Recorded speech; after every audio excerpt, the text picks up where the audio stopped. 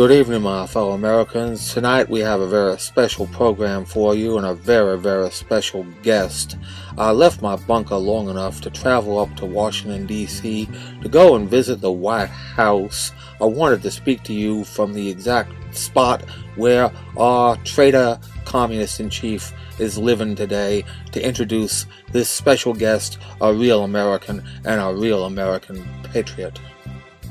Good evening, my fellow Americans. I'm coming to you tonight from our nation's capital, Washington, D.C., standing in front of the White House, where our new communist-in-chief is endangering America by closing Guantanamo Bay and releasing dangerous terrorists.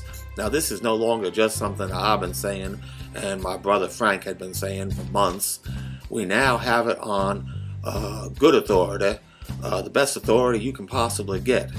The greatest vice president in American history, Mr. Dick Cheney, has just said that Obama is endangering our country by doing these things.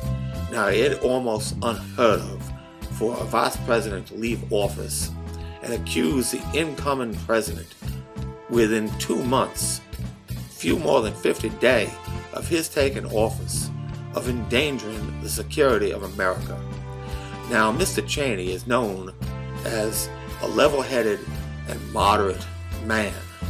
He's not a man to make wild accusations. So we have to take this very seriously, my friends, and this is why we need to impeach our communist-in-chief. A lot of people have been writing into conservative studios saying, how can you impeach him when he ain't done nothing? Well, we have a number of articles of impeachment. We have being a communist, being born in a foreign country, and now we have Dick Cheney telling America that this communist-in-chief of America, our 44th so-called president, has endangered the security of our country, the country that my daddy and my granddaddy and my great-granddaddy, well, my great-granddaddy fought for the Confederacy, but it's the same thing now.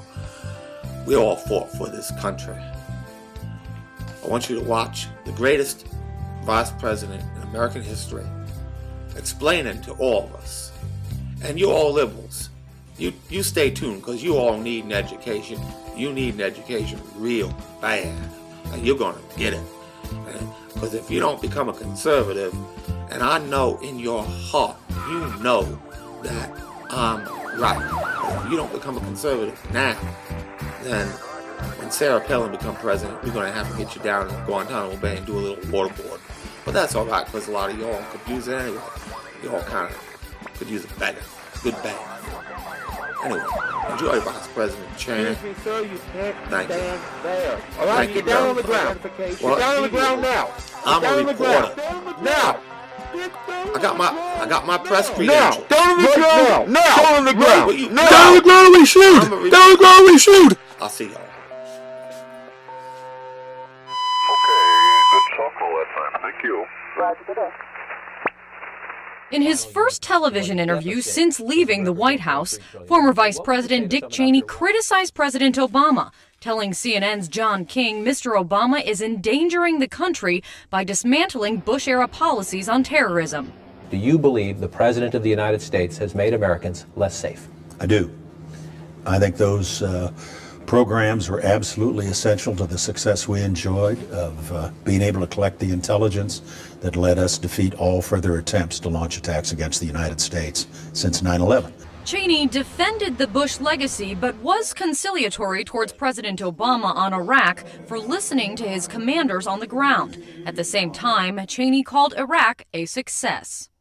I guess my general sense of where we are with respect to Iraq, and at the end of now, nearly 6 years, is that we've accomplished nearly everything we set out to do. The former vice president criticized the Obama administration for using the economic crisis to justify and force sweeping changes to healthcare and environmental policy. Cheney rejected the claim the Bush administration is to blame for the faltering economy, even though they came into office with a budget surplus and left with a deficit of $1.3 trillion. We ended up with 2 wars in Afghanistan and Iraq. Some of that's still very active.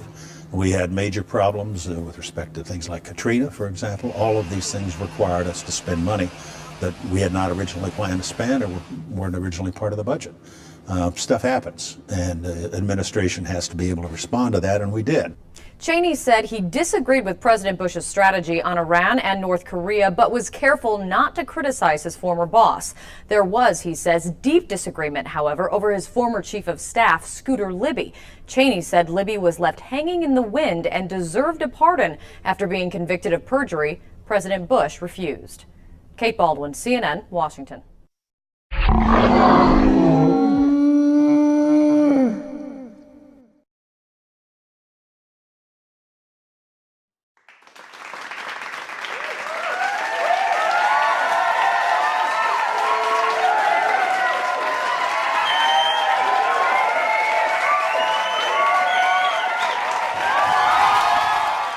So I'll close tonight the way Frank always used to close, with a prayer for America's troops. Lord Jesus, protect our soldiers, especially those in harm's way in Iraq and Afghanistan. May you bring them all home safe and sound. But Lord, may you bring them all home. God bless you all. God bless you conservatives for watching, listening. And to you liberals, I suggest that you convert to conservatism, because in your heart, you know I'm right. And in your heart, you know Governor Palin is right. And you know she's the right choice for America. Thank you, my fellow Americans. Good night. And y'all come back now, you hear?